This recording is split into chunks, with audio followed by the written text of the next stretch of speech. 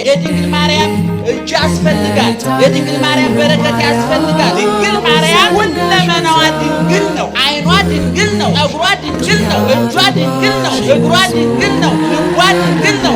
ድንግል ያልሆነ ቦታ አላት።